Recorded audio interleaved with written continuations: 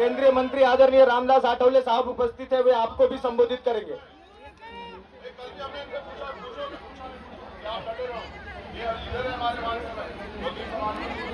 उपस्थित सभी हमारे भाइयों बहनों, चंद्रशेखर आजाद जी ने उनसे महाराष्ट्र, कर्नाटक, उत्तर बात भारत कही है, आप देखते हैं।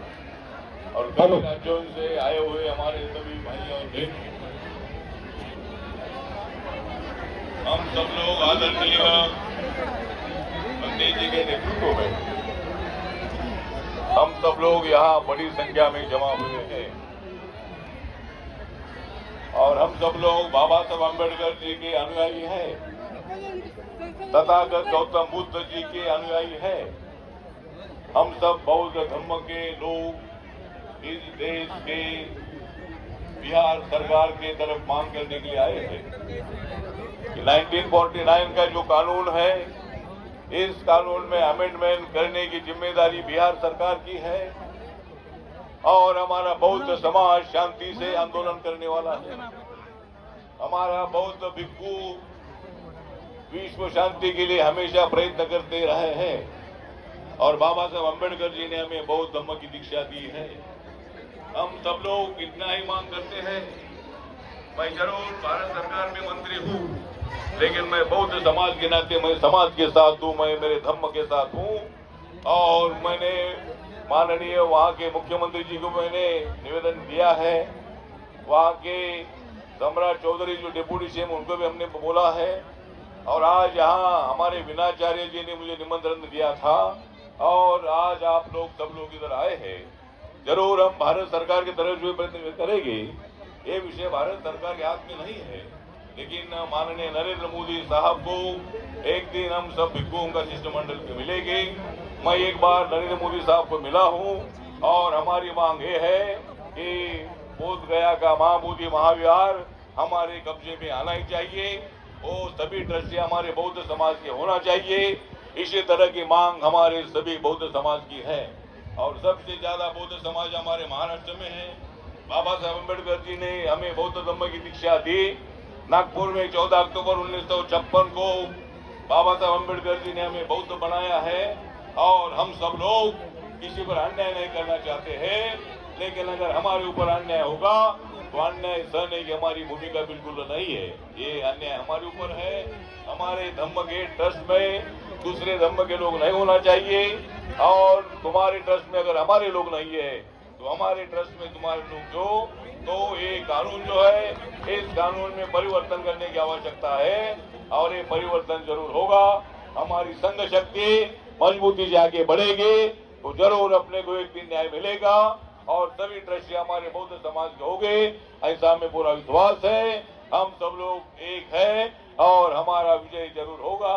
इतने भिक्खु लोग इधर आए हैं, तो इतने भिक्खु और आप सब लोग जो अनुयायी है, उपासक है, उपासिका है, आप बड़ी संख्या में इधर आए हैं, तो मैं भी आपके साथ हूँ।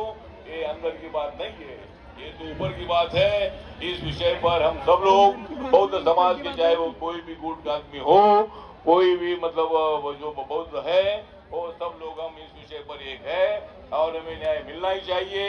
यही भूमिका हम सब लोगों की है और जो मेरी रिपब्लिकन पार्टी ऑफ इंडिया है, मेरे पार्टी का इस आंदोलन को पूरा सपोर्ट है और हम आप लोगों के साथ है।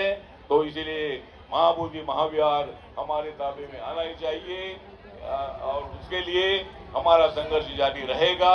यही बताने के लिए आज मैं इधर आया हूँ और भारत सरकार की तरफ से भी जरूर मैं प्रयत्न करने वाला हूँ।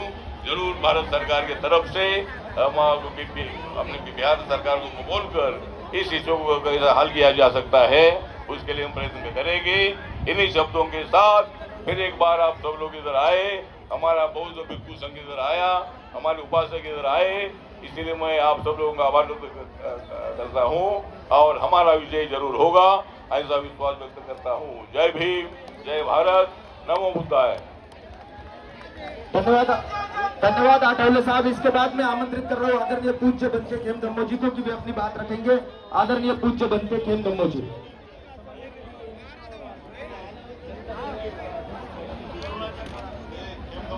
आदरणीय खेम धम्मो बनते जी आप सभी को संबोधित करेंगे।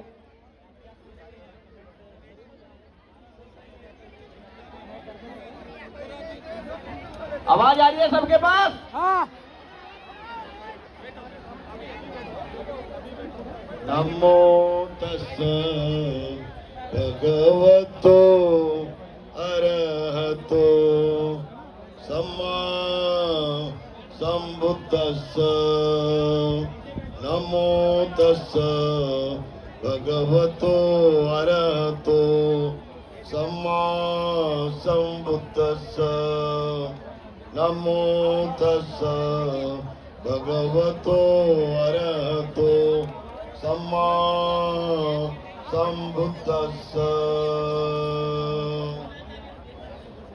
वो भगवान अरहंत सम्यक संबुद्ध को त्रिवार पंचांग